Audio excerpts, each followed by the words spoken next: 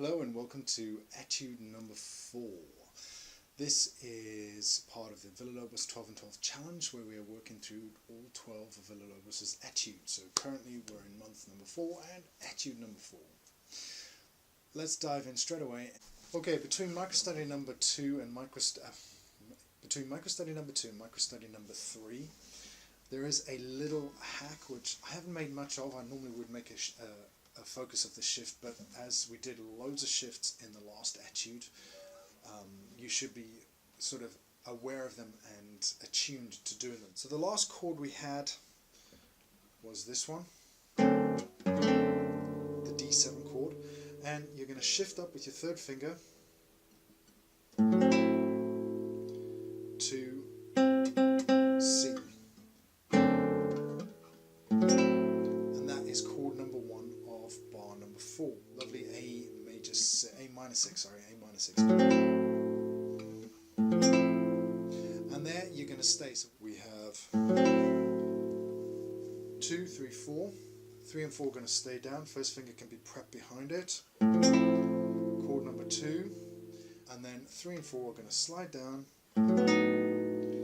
into this lovely chord here. So if I do that again nice and slowly from the chord before microstudy number 3.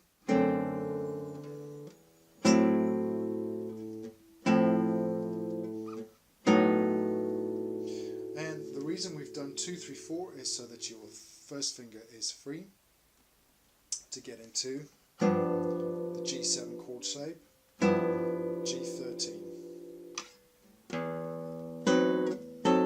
More than a third fret barre, G, F, B, D, G7. We have the 13. And then from this point, we're again going to use a guide finger. Your second finger is going to come off and slide into a half bar position at number 4. 1, 2, 1, 4. And then you're going to go down to your third finger there. So again, nice and slowly, second finger is the key here. Second finger, did you see that? It on the open string E, it shifted.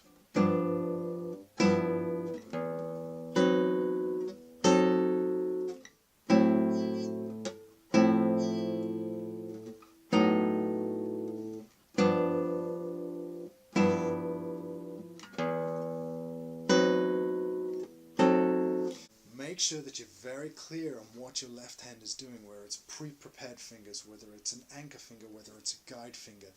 Hopefully most of that is rubbed off in the last etude number 3, because we used tons of that. Etude number 4, it's that information used in a different way. One of the things that I think is worthwhile is getting the melody in your ear, so it is possible to play just the top notes of each chord as a melody line and get used to hearing the intervals that Villa-Lobos is employing, because they will come up again later on in the piece in different forms. So here we go.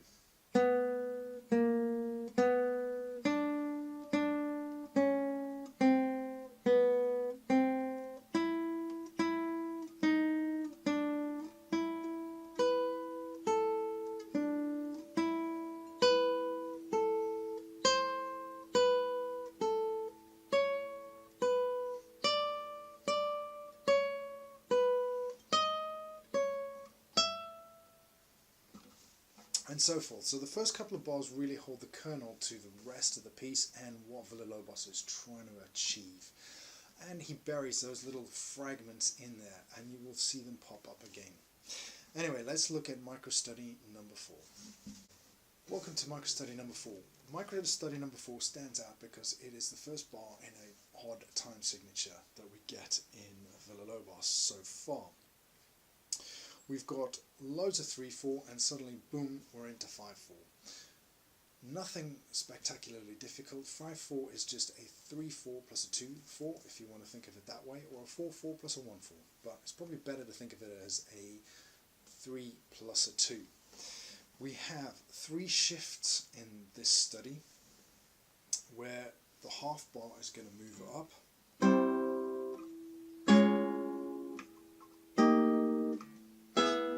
into the last bit.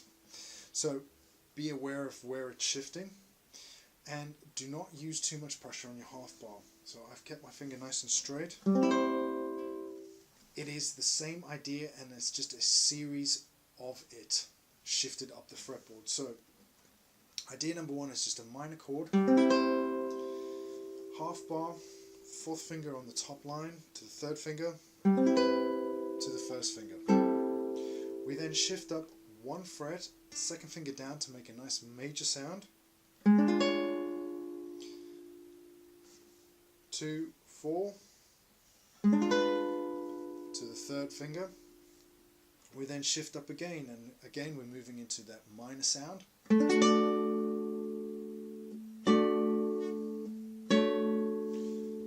Fourth finger to third finger to first finger, and then we're going to shift up again to that major sound. Fourth finger to third finger. So in a nutshell, all it is this.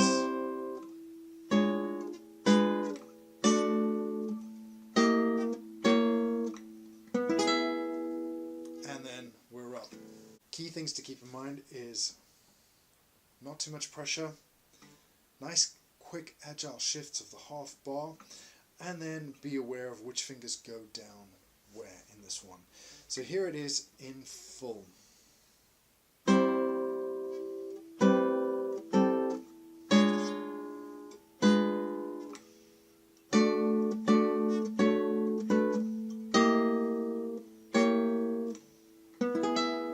Don't worry about the 5/4, just move through the chord series and be aware of what your left hand is doing.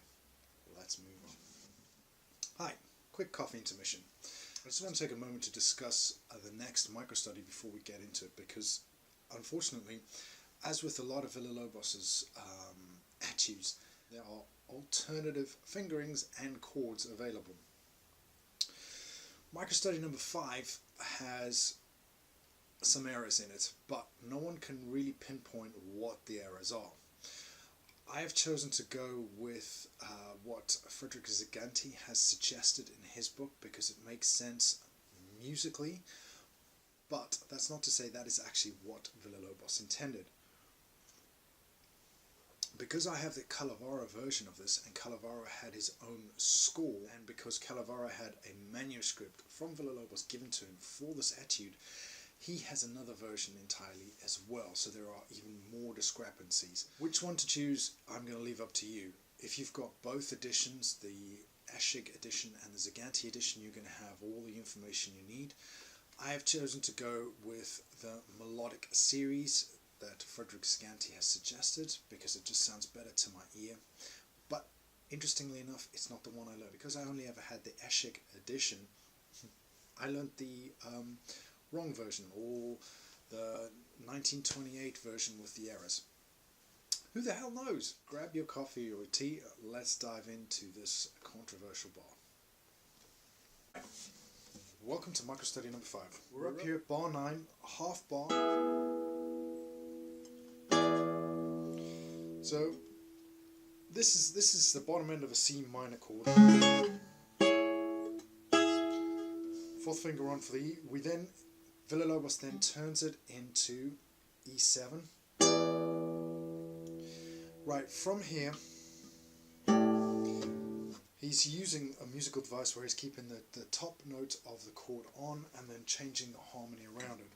So again, we've got half bar, fourth finger on, second finger can be pre-prepared and ready to rock, open low E.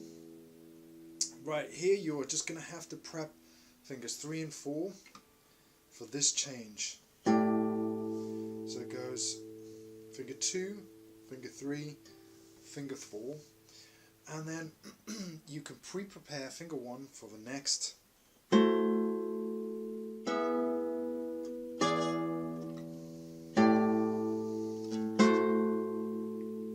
And that's the first series of moves.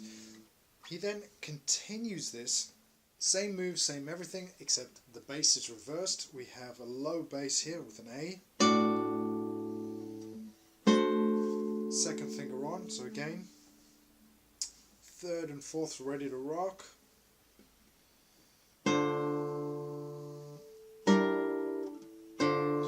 This time you can't really prepare your first finger, but you can have it ready, and then you're in. So if I put those all together now,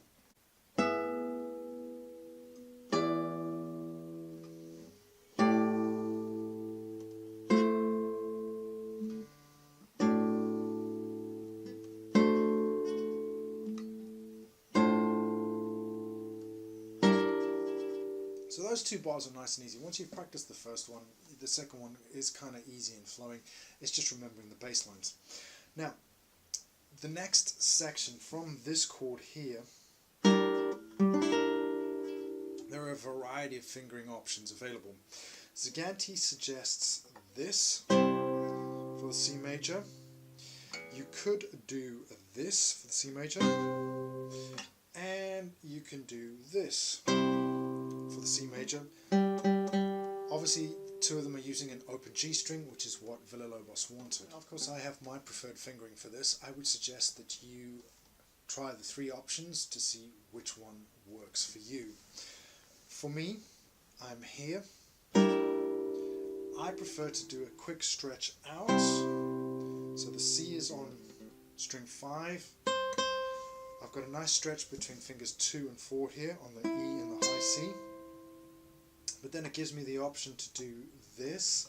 1, 3, 4, and then ultimately this is what you need to end up with. 3 and 4 on the F and the B flat, because the next chord is this one. So it's kind of important to pre-prepare it, think ahead. So if I do my fingering again,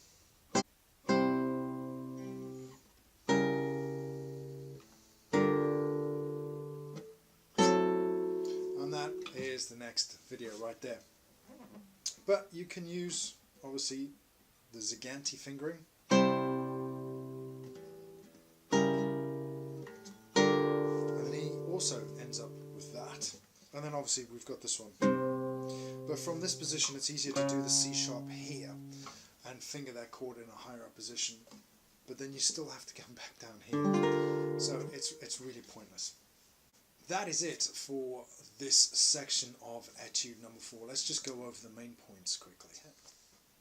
This is a whole guitar study. Practice your right hand separately from your left hand to split the technical burden. Then put them together, especially once your left hand is clear and secure. Left hand, no flailing. Do not let your fingers point out from the fretboard and do all sorts of weird things. Have them controlled, know which fingers are moving where. Thirdly, common fingers, guide fingers, anchor fingers. They are going to become so important here. So think about your choices. Make sure that your choices facilitate the next chord or even the next couple of chords. Finally, as usual, practice in small sections. Put them together, a beat at a time, chord at a time, and then build it up one at a time. I don't practice this with repeats to begin with. I literally just play the chords one chord after another just to get my left hand and my right hand, but mainly my left hand, working. I then go back over it again, maybe the next day or even a couple of days later, and do the repeated right hand fingerings. Last thing, even tone. Remember, you want to plant, play, make sure that no one finger stands out unless you wanted to. I've already highlighted the melody. Go through and see if there's any other little bits that have been buried in the chords. Villa-Lobos loves burying middle voices and little tiny bits moving. This is the joy of this piece. Thank you for making it to the end of this video. I hope you found something helpful there. I hope this has helped you. This is all part of the Villa-Lobos 12 and 12 challenge. One study a month for an entire year. Please join in. It is a community effort and it requires more people. I'm trying to demystify Villa-Lobos' music and try and take it out from what Leo Brouwer said, great music that breaks your fingers. Yes, it breaks your fingers, but it is approachable with everybody's help. Thank you.